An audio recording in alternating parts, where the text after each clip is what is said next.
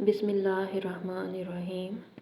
Clifton کے flat والی بھوت آنٹی مکمل سٹوری۔ کراچی کی رہائشی ایک خاتون کی سچی سٹوری پڑھ کے ضرور بتانا کیسی لگی۔ ہم گلشن اقبال بلاک 15 میں رہتے تھے۔ بہت کھلا ہوادار گھر۔ کبھی نہیں سوچا تھا کہ اتنی اچھی جگہ کو چھوڑ کر ایک 200 گز کے فلیٹ میں رہنا پڑے گا، لیکن اولاد کے سامنے اپنا آرام کوئی معنی نہیں رکھتا۔ یہ سن 2006 کی بات ہے۔ میری بیٹی کا پریپ 1 میں کلفٹن کے ایک کانوینٹ اسکول میں داخلہ ہو گیا، تو ایک 3.5 سال کی بچی کے لیے گلشن سے روز کلفٹن آنا آسان نہیں تھا۔ وہ کمزور پھول سی بچی پھر میرے دبنگ سسر نے اعلان کر دیا کہ یا تو اسکول بدلو یا گھر۔ دادا سے پوتی کی تکلیف برداشت نہیں ہوتی تھی، اور میں بھی 4 مہینے کی دوسری بچی کے ساتھ بڑی بچی کو اسکول لانے لے جانے میں بے حال تھی۔ پھر فیصلہ یہ ہوا کہ اسکول بہت اچھا ہے اور مقدر سے داخلہ ہوا ہے، لہٰذا گھر بدلا جائے گا۔ یہ بات میرے ساس سسر کے لیے دکھ کا باعث تو تھی، لیکن میرے شوہر بھی بات کی حیثیت سے اپنی بیٹی کا سوچ رہے تھے۔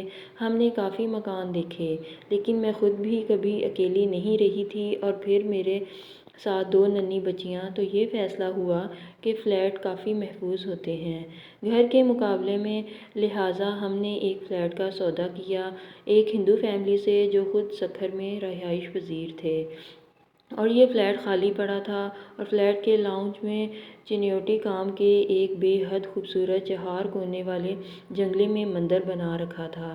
میں نے برملا لاؤنج میں وہ مندر دیکھتے ہی ناگواری کا اظہار کیا تھا۔ تیز رنگ و روغن سے آراستہ دیواریں مجھے ایک نظر نہیں بھائیں تھیں۔ میرے شوہر نے کہا، تم 2 مہینے بعد یہ فلیٹ دیکھنا، اور اس بیچ تم یہاں بالکل نہیں آؤ گی۔ واقعی 2 مہینے بعد نقشہ ہی کچھ اور تھا۔ میرا دل باغ باغ ہو گیا، لیکن قدرتی طور پر میں وہاں اس قدر عبادت گزار ہو گئی تھی جیسے میں ہر وہ نقش مٹا دینا چاہتی ہوں جو مندر کی پوجا پاٹ میں ہوا۔ تہجد بھی کئی بار نصیب ہوئی۔ سورہ بقرہ 40 دن تک بلا ناغہ پڑھی۔ سورہ مریم ہر عشاء کے بعد۔ شروع میں تو کچھ نہیں ہوا۔ ہماری اپنی سیپریٹ چھت تھی۔ میں مغرب کے بعد کبھی بھی فلیٹ میں نہیں رکتی تھی۔ ماسی ہماری چائے چھت پر لگا کر جاتی تھی، اور میں بچوں کو لے کر وہیں رہتی جب تک آصف گھر نہیں آ جاتے۔ اس وقت تک بچے کھیلتے رہتے اور میں فون پر لگی رہتی۔ ٹائم گزر جاتا، پھر میرے آہستہ آہستہ گھر سے انسیت ہونے لگی۔ مغرب کے وقت ڈر لگتا تھا، پتہ نہیں کیوں چھٹی حس کچھ بتاتی تھی۔ میری کوشش رہتی کہ اس وقت چھت پر رہوں، لیکن پھر کبھی کوئی کام ہوتا یا کچھ اور وجہ، میں نے خود کو ایڈجسٹ کر لیا اور ٹی وی وغیرہ لگا کر رونق کر لیتی۔ اسٹار پلس اور انڈیا کے ڈراموں سے مجھے سخت ترین نفرت ہے۔ میرے گھر میں کوئی ملازم بھی انڈین ڈرامے نہیں دیکھ سکتا۔ ایک دن ماسی کوئی ایسا ڈرامہ دیکھ رہی تھی جس میں بھوجن وغیرہ زور و شور سے چل رہا تھا۔ میری جان جل کر رہ گئی۔ میں آپے سے باہر ہو کر چیخی، بند کرو یہ منحوس آواز، سارے گھر میں نحوست پھیل رہی ہے۔ میرے وہم و گمان میں بھی نہیں تھا کہ کسی اور مخلوق کو میری بات بری لگ سکتی ہے۔ کچن میں ایک روشن دان تھا، وہاں سے ہوا کی ایسی آوازیں آنا شروع ہو گئیں کہ رگوں میں خون جمنے لگا، جیسے کہ ٹھیلہ سوزوکی اسٹارٹ کرنے کی کوشش کر رہا ہو۔ کوئی بہت کھٹارا سی، کبھی تیز آواز، کبھی مدھم، کبھی سناٹا۔ پھر ایک نئی مشکل آن پہنچی۔ مجھے عین مغرب کے وقت ایسی نیند آتی کہ لاکھ کوشش کے باوجود میں جاگ نہ پاتی۔ کتنی بھی کوشش کر لوں میں بے دم ہو جاتی، اور اس پر غضب یہ کہ لائٹ چلی جاتی۔ میری آنکھیں کھلی ہوتیں لیکن جسم بے جان۔ ایک رات تو حد ہو گئی۔ میں اپنے بیڈ پر سو رہی تھی، آصف بھی بے خبر سو رہے تھے۔ مجھے کچھ گرمی سی لگی، پنکھے کی زیادہ ہوا پیروں کی طرف آ رہی تھی، اس لیے میں نے تکیہ سرہانے سے اٹھا کر پیروں کے سائڈ رکھ لیا اور سو گئی۔ کچھ ہی دیر بعد میں نے چہرے کو گھما کر آنکھیں پوری کھول دیں اور ایک عورت کو بیڈ کے بالکل اس کونے کے ساتھ کسی کرسی پر بیٹھے دیکھا جو ہمارے گھر کی کرسی نہیں تھی۔ میں آج بھی اس کا چہرہ ایسے امیجن کر سکتی ہوں جیسے وہ کل کی بات ہو۔ اس کی لمبی موٹی چوٹی تھی اور بال ایک سفید ایک کالا ایسے مکس ہوئے تھے۔ آنکھیں بہت بڑی بڑی اور چہرے حیرت سے پھٹی ہوئی مجھے جھک کر سر سے پیر تک دیکھ رہی تھی۔ ناک نقشہ بالکل کھڑا، ذرا بھاری جسامت لیکن بے ڈول ہرگز نہیں، اور بیٹھے ہوئے ہونے کے باوجود اندازہ ہو رہا تھا کہ لمبی بھی ہوگی۔ سفید ساڑی، ماتھے پر بندیا، بڑی پھٹی ہوئی آنکھیں جو جھپک نہیں رہی تھیں۔ کمرے میں ایک عجیب سی تیز اور بھاری خوشبو جس میں ایک طرح کی چراند بھی شامل تھی۔ ایسی ہی بھاری خوشبو مجھے اس دن بھی محسوس ہوئی تھی جب ہم پہلی مرتبہ اس فلیٹ میں داخل ہوئے تھے۔ میری اور اس کی آنکھیں آمنے سامنے تھیں، میری زبان گنگ تھی، میرا جسم بے جان تھا، میرے دل کی دھڑکن بے قابو تھی۔ میں نے اپنی پوری قوت یکجا کر کے اپنے ہاتھ سے آصف کی ٹانگ کو ٹٹولا کہ اس کو چٹکی نوچ کر جگا سکوں، لیکن اس کی ٹانگ میرے ہاتھ سے دور تھی۔ میری اور اس عورت کی آنکھیں مستقل ملی رہیں بنا آنکھ جھپکے۔ یقین کریں میری جو حالت تھی وہ بیان سے باہر ہے۔ پھر تو یہ معمول بن گیا، میرا چین و سکون سب لٹ گیا۔ میری امی رہنے آئیں، وہ سو رہی تھیں دوپہر کے وقت اور میں اپنے کمرے میں لیٹی تھی۔ ماسی استری کر رہی تھی، بچے بھی وہیں کہیں کھیل رہے تھے۔ کہنے کا مقصد یہ کہ اچھی خاصی چہل پہل تھی کہ اتنے میں امی کے گھگھیا کر چیخنے کی آوازیں آئیں، کون ہو کون ہو؟ اور مجھے سمجھنے میں ایک سیکنڈ بھی نہیں لگا کہ امی نے بھی ان آنٹی کے دیدار کر لیے ہیں۔ میں بستر سے کود کر امی کے پاس بھاگی تو امی نے ڈرے ہوئے خوفزدہ لہجے میں بتایا کہ ایک عورت ان پر جھکی ہوئی ان کو گھور رہی تھی۔ بس پھر کیا تھا، میں نے پٹر پٹر پورا حلیہ بیان کر کے پوچھا، امی ایسی تھی؟ امی نے کہا، ہاں بالکل ایسی۔ پھر امی بھی کچھ دن رہ کر چلی گئیں اور پھر میں تھی اور وہ فلیٹ۔ میں نے پھر خوب رونا دھونا شروع کر دیا آصف کے ساتھ۔ اس کے گھر آتے ہی روز وہ پریشان ہو جاتا، تسلیاں دیتا اور کبھی کبھی تنگ بھی آ جاتا۔ میری بس ایک ہی رٹ کہ مجھے نہیں رہنا یہاں، خدا کے واسطے کہیں اور چلو۔ ان جن آنٹی سے بہتر تو تمہاری امی تھیں، ڈر تو ان سے بھی لگتا تھا مگر وہ تھیں تو انسان۔ آصف مجھے ڈانٹ کر کہتا، بچوں کا کھیل نہیں ہے گھر بدلنا۔ میں ماسی کے گلے لگ کر اکثر رویا کرتی، ایک وہ ہی میری ہماری ہمدرد نظر آتی تھی۔ میں اس کی منتیں کرتی کہ خدا کے لیے آصف کے آنے تک رک جاؤ، لیکن وہ بیچاری مجبور تھی۔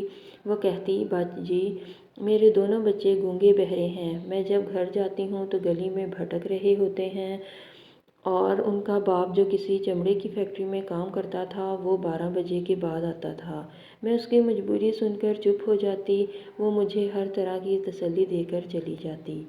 مغرب کے قریب وہ ہی میں نہ چاہتے ہوئے سو جاتی، اور پھر کبھی ایسا محسوس ہوتا جیسے میرے چہرے پہ کسی کا ہاتھ ہے اور میں ہل بھی نہ پاتی۔ ایسے میں کئی بار ایسا بھی ہوا کہ لائٹ چلی گئی، میں جیسے حالات جنگ میں تھی، میری ایک نہ چلتی تھی، نہ جن آنٹی کے آگے نہ آصف کے آگے۔ روز روز کے اس ہنگامے نے مجھے ہلکان کر دیا تھا۔ روز آصف کے آتے ہی بس یہی رونا دھونا۔ وہ کبھی تو بہت پیار سے سمجھاتا اور کبھی جھنجھلا جاتا کہ تم ہر کسی سے یہ جن بھوت کے قصے شیئر کرتی ہو، یہ گھر بدنام ہو جائے گا اور کوئی خریدے گا بھی نہیں۔ گھر ایک دو دن میں نہیں بکتے، دیکھتے ہیں کرتے ہیں کچھ۔ اور میں زچ ہو کر کہتی، اللہ کرے وہ آنٹی تم کو دکھائی دیں تو پتہ چلے، مجھے تو گھونٹ کر مار دو، میں تو ذکر بھی نہیں کروں کسی سے، بس اکیلی سہتی رہوں۔ ایک دن میری بڑی بچی دوسرے کمرے سے روتی ہوئی آئی، اس کو بھی بھوت آنٹی نظر آ گئی تھیں۔ حالانکہ میں نے بچوں سے کبھی اس بارے میں کوئی ذکر تک نہ کیا تھا۔ اس دن میرا خوف ہوا ہو گیا اور میں خود ایک چڑیل نما چیز بن گئی۔ مجھے نہیں معلوم کیا ہوا کہ دو دو ہاتھ کرنے کی دل میں سوچ لی کہ یا تو تم نہیں یا پھر میں نہیں۔ میں شام کو ماسی کے جانے کے بعد اکثر بچوں کو چھت پر کھیلتے چھوڑ کر اکیلی فلیٹ میں آ کر بیٹھ جاتی اور زور زور سے ان آنٹی کو مخاطب کرتی۔ مجھے نہیں معلوم یہ حوصلہ کہاں سے آیا۔ میں ان کو سمجھاتی کہ میری طرف سے کوئی دل آزاری ہوئی ہو تو میں معذرت چاہتی ہوں، یہ گھر مجھ سے پہلے آپ کا ہے، ہو سکتا ہے کہ ہماری وجہ سے آپ کو تکلیف پہنچی ہو، لیکن کسی بھی مذہب میں یہ کہاں جائز ہے کہ آپ دوسروں کو تکلیف پہنچائیں۔ آپ حوصلہ رکھیں اور اپنے خدا سے دعا کریں کہ خیریت کے ساتھ ہمارا بندوبست کہیں اور ہو جائے۔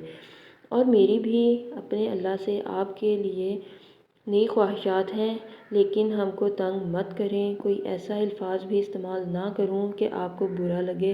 پھر مجھ میں ایک اعتماد سا آ گیا۔ مجھے ایسا لگا جیسے ان حرکتوں میں کمی آئی ہے جو پہلے مجھے بہت زیادہ محسوس ہو رہی تھیں۔ اب میں آصف کو بھی زیادہ منہ نہ لگاتی، اب مجھے اپنی مشکلات کو خود فیس کرنا آ گیا تھا۔ وہ پوچھتا بھی آج کچھ نہیں ہوا، آج دن کیسا گزرا، تو میں تنگ کر جواب دیتی کیسا گزرتا، ٹھیک گزرا، جیسا بھی گزرا تم سن کر کیا کرو گے۔ میں یہ سوچ کر بات کرتی کہ میری ہر بات وہ آنٹی سن رہی ہیں۔ پھر جیسے قدرت ہم پر مہربان ہو گئی، میرے شوہر کا نارتھ ناظم آباد والا گھر جو کئی سال سے بکنے کے لیے اسٹیٹ ایجنٹ کے پاس تھا اور اس کی 90 لاکھ سے زیادہ قیمت نہ لگتی تھی، اس کی 1.5 کروڑ کی آفر آ گئی۔ وہ گھر بک گیا تو ہم نے دوسرا گھر دیکھنا شروع کیا، اور اب وہ آنٹی میری سہیلی ہوں جیسے میں ان کو اکیلی بیٹھ کر سب تفصیل بتایا کرتی۔ جو گھر پسند آتا وہ 2.5-3 کروڑ سے کم کا نہیں ہوتا، اور فلیٹ اب خریدنا نہیں تھا۔ پھر یہ فیصلہ ہوا کہ یہ فلیٹ بھی بیچ کر اس کے پیسے ملا کر دوسرا گھر خریدا جائے۔ اسٹیٹ ایجنٹ کو کہنے کے بعد فلیٹ دیکھنے والوں کی لائن لگ گئی۔ روز کئی فیملیز آتیں اور بہت پسند کرتیں، لیکن ریٹ وہ کم لگاتیں جو ہم کو قبول نہ ہوتے۔ پھر ایک پشاور کی پٹھان فیملی جو بہت پڑھے لکھے سلجھے ہوئے لوگ تھے، سودا ڈن ہو گیا۔ وہ گھڑی کی چوتھائی میں یہ فلیٹ خریدنا چاہتے تھے۔ آصف گھر پر نہیں تھے، اس کے باوجود وہ میرے ہاتھ پر 4 لاکھ کا چیک رکھ گئے کہ اب یہ فلیٹ آپ کسی اور کو نہیں دکھائیں گی۔ شاید کروڑ سے کچھ اوپر سودا ہوا۔ میں بڑی پریشان کہ کیا کروں، مجھے تو ان کو ہینڈل کرنا بھی نہ آئے۔ خیر جب آصف آئے تو میرا فک چہرہ دیکھ کر پوچھا اب کیا ہوا، تو میں نے وہ چیک ان کے حوالے کر دیا۔ آصف نے اسٹیٹ ایجنٹ کو فون کیا اور مبارکباد جیسے لفظ سن کر میں مطمئن ہو گئی کہ شکر ہے کوئی حماقت سرزد نہیں ہوئی مجھ سے، لیکن بامشکل 2 دن بعد ہی وہ آدمی اور اس کی بیگم منہ لٹکائے آئے۔ ہم رات کا کھانا کھا رہے تھے اور میں جب چائے لیے کمرے میں پہنچی تو یہ الفاظ سن کر چلے نصیب میں نہیں تھا، اللہ مالک ہے، میں بجھ سی گئی۔ بعد میں تفصیل پتہ چلی کہ وہ پیسوں کا بندوبست نہیں کر سکتے اور سودا منسوخ ہو گیا۔ آصف نے ان کا چیک ان کے حوالے کر دیا اور وہ شرمندہ چلے گئے، اور میں دوبارہ پریشان ہو کر بیٹھ گئی۔ پھر اس کا سودا ایک مسلمان فیملی میں ہوا اور ان کو ٹوٹ کر فلیٹ پسند آیا، اور پھر 2 دن بعد وہ سودا منسوخ۔ میں اور آصف حیران کہ یہ کیا ہو رہا ہے۔ اب آصف بھی میری باتوں کا یقین کرنے لگے تھے اور کہا یار کہیں وہ تمہاری جن آنٹی تو ایسا نہیں کر رہیں کہ ان کو یہ فیملیز پسند نہ ہوں۔ پھر سودا ہوا اور پھر منسوخ۔ جب تیسری بار ایسا ہوا تو ایک دوپہر میں بہت روئی کہ یہ کیا ہو رہا ہے، اور اس کے بعد آپ حیران ہوں گے کہ ایک ہندو فیملی آئی اور 1 کروڑ 20 لاکھ میں سودا ڈن ہو گیا۔ پھر تو کوئی شک ہی نہ رہا کہ پچھلے سودے کیوں منسوخ ہو رہے تھے۔ میں نے ان کی بیگم کو باتوں باتوں میں بتایا کہ یہ فلیٹ بہت خوش قسمت ہے اور یہاں آ کر انہونی خوشیاں ملی ہیں، تو آصف مجھے گھورتے رہے کہ شاید میں اپنی جن آنٹی سہیلی کا ذکر نہ کر دوں، لیکن میں اتنی بھی پاگل نہیں۔ وہ فلیٹ اس ہندو فیملی کے ہاتھوں 7 خیریت کے بکا۔ ہم نے دوسرا گھر خریدا جو پچھلے 5 سال سے بند پڑا تھا، اور میری ٹینشن کی کوئی انتہا نہ تھی کہ ابھی تو ایک جن آنٹی سے 2 ہاتھ کر کے ہلکان ہوئی ہوں، اب یہاں کوئی جن انکل نہ مل جائیں۔ لیکن اللہ کا شکر ہے یہاں بہت سکون ہے۔ آپ کو یہ سن کر حیرت ہو شاید کہ وہ ہندو فیملی بھی اب بنگلہ دیش میں شفٹ ہو چکی ہے، اور وہ فلیٹ دگنی قیمت میں انہوں نے فروخت کیا اور آج وہ فلیٹ پھر خالی پڑا ہے۔ کمنٹ میں ضرور بتائیں کیسی لگی سٹوری۔ ملتے ہیں اگلی سٹوری میں، تب تک کے لیے اللہ حافظ۔